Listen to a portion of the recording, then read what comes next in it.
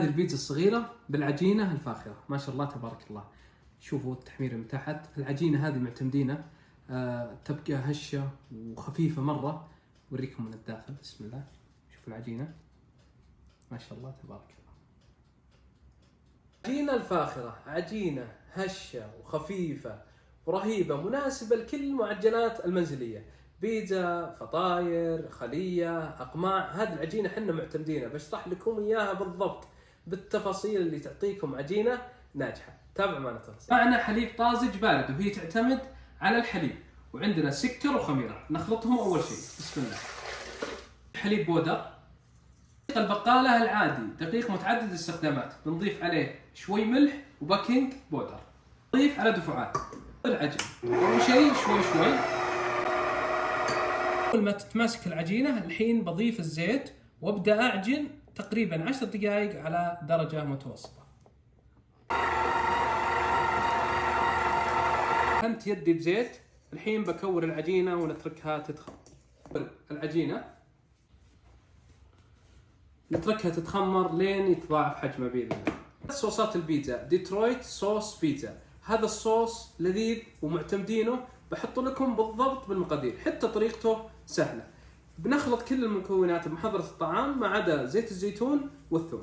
شوفوا معنا. أفضل الصوص البيتزا طماطم إيطالية. هذه طماطم إيطالية مقشرة كاملة، نخلطها مع عصير الطماطم اللي معها. الطماطم المقشر أفضل من الطماطم اللي فيها القشر، لأنه هضمه صعب. القشر حق الطماطم صعب هضمه. السكر والملح ورقائق فلفل وزعتر بري وريحان مجفف. مكونات بمحضر الطعام. هذه جانو من السيف للتوكيلات التجارية، سريعة وحجمها كبير مرة. بسم الله.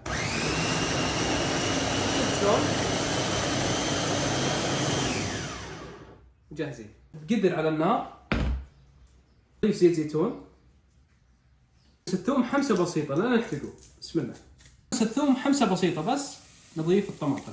بسم الله. أهدي النار على الصوص وبخليه يطبخ من 15 إلى 20 دقيقة. عجينتنا الحين تخمرت وجاهزة. شوفوا ما شاء الله تضاعفت. صوص البيتزا جاهز، بنستخدم منه جزء وجزء راح نفرزنه بعلب. نسوي بيتزا حجم صغير ميني. كور العجينة بالطريقة هذه. هذه البيتزا الحجم الصغير.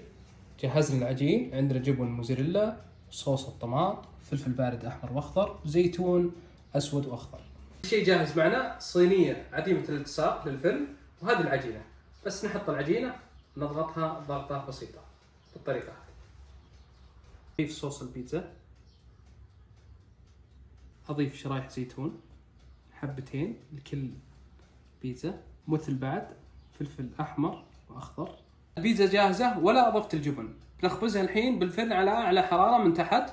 اذا قاربت على الاستواء نفتح الفرن ونضيف الجبن. نزلت شبك الفرن.